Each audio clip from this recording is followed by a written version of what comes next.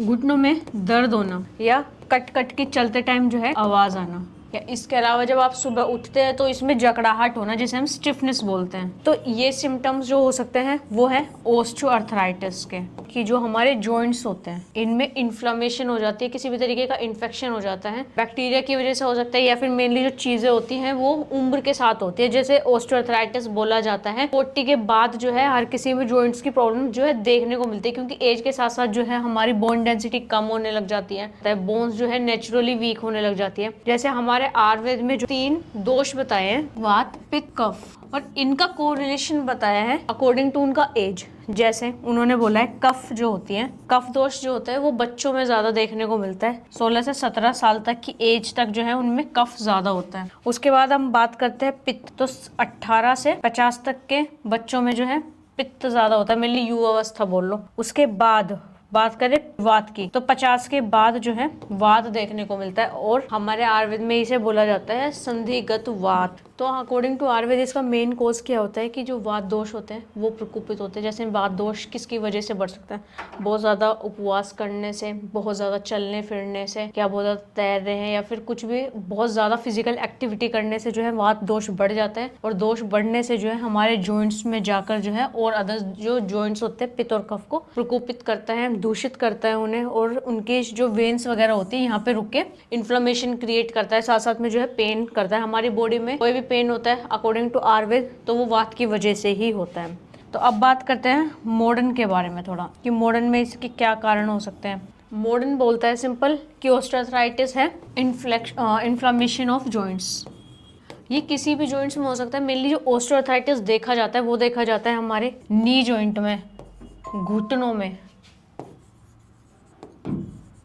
Hip joint में, जो बड़े बड़े जॉइंट्स होते हैं इनमें सबसे ज्यादा देखा जाता है। क्यों? क्योंकि ये जो जॉइंट्स होते हैं यही हमारे बॉडी का जो वेट होता है वो बियर करता है। जैसे मेनली बोला जाता है जो हमारी बॉडी का जितना भी वेट होता है, चलते हैं फिरते हैं तो वो मेनली जो प्रेशर आता है वो नी जॉइंट पे आता है। तो सबसे ज्यादा जो है अफेक्टेड ऑस्टियोआर्थराइटिस से नी जॉइंट ही होता है। जैसे आप जो है 40 की एज में आपके जो घर में बड़े लोग होते हैं उनमें आप वो बोलते हैं कि उनके घुटनों में प्रॉब्लम हो रही है, या फिर वो बोलते हैं कि जो है उसमें ग्रीस खत्म हो गया, तो वो यही डिजीज है। क्योंकि जो घुटने होते हैं उनके बीच में एक फ्लूइड होता है जिसे हम बोलते हैं साइनोवियल फ्लूइड, जो क्या करता है कि जो जॉइंट्स जब मूव करते हैं तो उन जॉइंट्स को फ्रिक्शन होने से बचाता है, टकराने से आपस में बचाता है, तो इजीली मूव हो जाता है। और धीरे धीरे क्या होता है वो साइनोवियल फ्लूइड जो है वो खत्म हो जाता है, कम हो जाता है। जो वो फ्लूइड कम होगा इनके बीच में तो ये पास आएंगे और ज्यादा टकराने लग जाते हैं, तो इस वजह से कट कट की आवाज आती है और ज्यादा फ्रिक्शन बढ़ जाता है, तो पेन वगैरह होने लग जाता है। किस कारण से हो सकता है ये कारण? एक तो होता है ये सबसे पहले एज फैक्टर के अकॉर्डिंग होता है कि एज के साथ जो चीजें बढ़ती ही बढ़ती हैं, इसमें जॉइंट्स पेन देखने को मिलता है। मेनली ये देखने को मिलता है 40 के बाद, क्योंकि 40 के बाद नेचुरली हमारी बॉडी जो होती है थोड़ी डिजेनरेशन की तरफ चली जाती है। जो बोन होती है हमारी थोड़ा थोड़ा करके जो है कैल्शियम एब्जॉर्प्शन उसका कम हो जाता है, डिजेनरेट होने लग जाती है थोड़ा थोड़ा, और वीक पड़ जाती है। इसलिए बोला जाता है कि जब जो बड़े लोग होते हैं 50 के बाद 40 के बाद अगर वो गिरते हैं तो उनमें हल्का सा भी जब गिर जाते हैं तो फ्रैक्चर जब बहुत जल्दी होता है। क्यों? क्योंकि उनकी बोन जो है कमजोर होती है, इस वजह से उनमें फ्रैक्चर वगैरह के चांसेस बहुत ज्यादा बढ़ जाते हैं। एज हो गया दूसरा हो गया sex. According to male, females में ये ज्यादा देखने को मिलता है। इसके अलावा जो बहुत ज्यादा लोग जो है मोटे होते हैं उनमें देखने को मिलता है सबसे ज्यादा। इसके अलावा जो है कोई चोट लग गई आपके घुटने में तो उनमें सबसे ज्यादा ये इन्फेक्शन बहुत जल्दी होता है, कोई भी इंजरी हो गई अगर। इसके अलावा जो है जेनेटिक भी होता है, अगर आपके फैमिली में किसी को है तो ऐसा नहीं है कि आपको 40 के बाद ही देखेगा। कुछ फैक्टर्स जो ऐसे होते हैं कि इस जीन को जो है जल्दी और एक्टिवेट कर देते हैं, जिसकी वजह से 40 से पहले भी कुछ पेशेंट्स में जो है देखने को मिलता है ऑस्टियोआर्थराइटिस, क्योंकि उनकी फैमिली में पहले से ये हिस्ट्री रही है, उनकी मम्मी पापा किसी को जो है ऑस्टियोआर्थराइटिस की प्रॉब्लम हो सकती है। इसकी वजह से जो है जॉइंट्स में बैक्टीरियल इन्फेक्शन हो सकते हैं।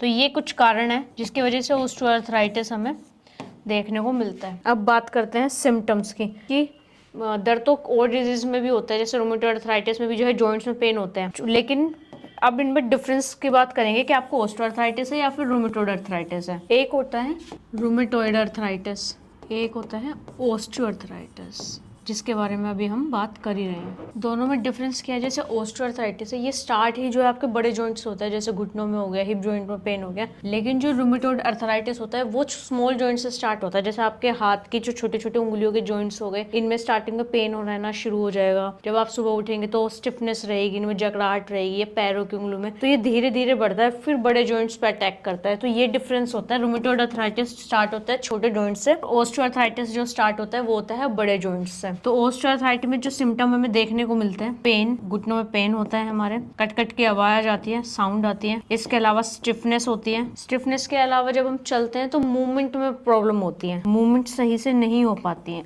इसके अलावा जब हम जैसे नॉर्मल जो पेशेंट होता है उसमें जो है हम इजीली अपने घुटने को जो है बिल्कुल स्ट्रेट कर सकते हैं, मोड़ सकते हैं प्रॉपर। लेकिन जो ऑस्टियोआर्थराइटिस के पेशेंट होंगे वो पूरा अच्छे तरीके से इसमें नहीं बैंड कर पाएंगे। कुछ पेशेंट्स में जो है इसमें बर्निंग सेंसेशन भी देखने को मिलती है कि वो बोलते हैं हमारे जो जॉइंट्स हैं उसमें जो है हल्की टाइप जलन हो रही है। तो ये इसके सिम्टम होते हैं। अगर आपको भी इस तरीके के सिम्टम्स आ रहे हैं तो मतलब आपको ऑस्टियोआर्थराइटिस हो चुका है। इसके अलावा बात करते हैं हम मेडिसिन की कि किस तरीके से हम इसको क्योर कर सकते हैं, बच सकते हैं। पहले अगर जिसको नहीं हुआ है तो उनको धीरे धीरे जो है आगे चल के प्रॉब्लम होनी है, तो थोड़ा अपनी डाइट पे ध्यान दीजिए। अगर किसी में कैल्शियम कम है तो उसकी बोन वगैरह जॉइंट्स में पेन होना जो है नेचुरल होता है, दिक्कत होती ही होती है। तो अपना कैल्शियम इंटेक अच्छा रखिए। दूसरा, कैल्शियम इंटेक अच्छा रखिए। दूध से मिल सकता है ये हमें, एग से मिल सकता है, मिल्क, इन चीज़ों से जो हमें मिल सकता है। नॉर्मली अगर बहुत ज़्यादा किसी में कम होता है तो हाँ जो है डॉक्टर्स रिकमेंड भी करते हैं कैल्शियम की टैबलेट्स। इसके अलावा अपनी डाइट अच्छी करिए, फास्ट फूड वगैरह ये चीज़ें अपने अवॉइड करिए, और अपने वेजेस हो गए, वेजेस अच्छी ग्रीन लीफी वेजिटेबल्स हो गए और फ्रूट्स हो गए, इन पे ध्यान दीजिए। नट्स पे ध्यान दीजिए, और दाल वगैरह प्रोटीन अच्छा रखिए इंटेक, और थोड़ी थोड़ी जो है अपनी एक्सरसाइज करते रहिए। जिसको ऑस्टियोआर्थराइटिस हो जाता है उसको भी थोड़ी बहुत जो है एक्सरसाइज करते रहना चाहिए, ताकि जो है आगे और ज़्यादा प्रॉब्लम उनको ना बढ़े। अब मेडिसिन की बात करते हैं। मेनली हम इसमें रिकमेंड करते हैं रासना सप्तक क्वाथ या फिर रासनादि क्वाथ। मेनली अकॉर्डिंग टू आयुर्वेद बोला जाता है, यहाँ पे वात दोष की प्रिडोमिनेंसी हो जाती है, वो बढ़ जाता है। तो रासना जो रासनादि क्वाथ है वो बहुत अच्छा काम करता है। उसमें मेनली क्या होते हैं इंग्रेडिएंट्स रासनादि क्वाथ में, उसमें होता है रासना, मेन जो इंग्रेडिएंट्स है रासना, हम लहसुन को बोलते हैं। रासना हो गया, देवदारू हो गया, एरंडमूल, देवदारू, वाशा, इस तरीके से जो है इसमें टोटल 26 जो है वो औषधि मिलाई जाती है। उनको मिला के जो है एक काढ़ा बनाते हैं। ये मार्केट में लिक्विड फॉर्म में भी मिलता है और रॉ फॉर्म में भी मिलता है इन सब का। तो आप जो है इसको परचेज कर सकते हैं, और इसका काढ़ा किस तरीके से बनाना है वो बता दूंगी कि पंसारी की जो दुकान पे है ये सब रासनादि क्वाथ से मिलता है रॉ फॉर्म में। 1 गिलास आपको पानी लेना है, उस 1 गिलास में 1 से 2 चम्मच जो है आपको ये काढ़ा डालना है, और इसको अच्छे से बॉईल करना है जब तक ये आधा ना रह जाए। आधा होने के बाद इसको छानना है। टेस्ट के लिए आप इसमें हनी ऐड कर सकते हैं, वो भी अच्छा ऑप्शन होता है। या फिर इसके अलावा जो है आप इसको नॉर्मली पी सकते हैं। और इसके साथ जो है हम रिकमेंड करते हैं त्रियोदशांग गुग्गुल टैबलेट्स होती हैं, ये 2-2 टैबलेट जो है लेना स्टार्ट करें तो जो है आपको दर्द कम होने लग जाता है। इसके साथ दशमूल क्वाथ, ये 10 औषधियों की जड़ों से मिलकर बना होता है। इसमें होते हैं शालपर्णी, प्रश्नपर्णी, बृहति, कंटकारी, गोखरू, गोक्षूर और पाटला, अग्निमंत, गंभारी और श्योनाक, बिल्व और श्योनाक।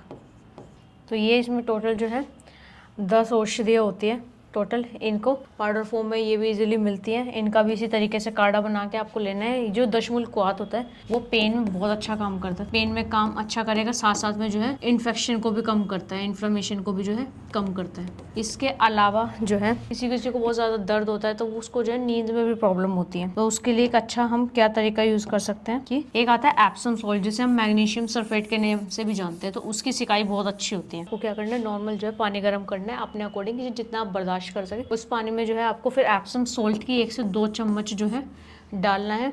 डालने के बाद घुटनों की सिकाई किस तरीके से कर सकते हैं, या फिर जो है आप कोई भी कपड़ा ले लीजिए, उसमें पानी में डिप करिए और घुटनों पे रखिए, फिर दोबारा इस तरीके से रिपीट करके प्रोसेस में आपको करना है। इससे क्या होगा, स्टिफनेस कम होगी, आपका दर्द कम होगा, इवन इन्फ्लामेशन भी कम होगी। तो वो बहुत अच्छा ऑप्शन है एप्सम सॉल्ट का। इसके अलावा जो है और मेडिसिन, इसके अलावा जो है त्रियोदशांग गुग्गुल के अलावा और गुग्गलू हम इसमें ऐड कर सकते हैं।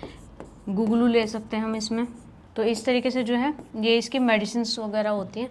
आप एप्सम सॉल्ट का सिकाई करिए, बहुत अच्छा है। और क्वाथ वगैरह को जो है पीना स्टार्ट करिए अगर आपको भी प्रॉब्लम है। और इसके बारे में अगर आपको और ज़्यादा जानकारी चाहिए तो आप जो है हमारे ग्रुप में जुड़ सकते हैं या फिर हमें DM कर सकते हैं। मैं डॉक्टर ललिता, थैंक यू।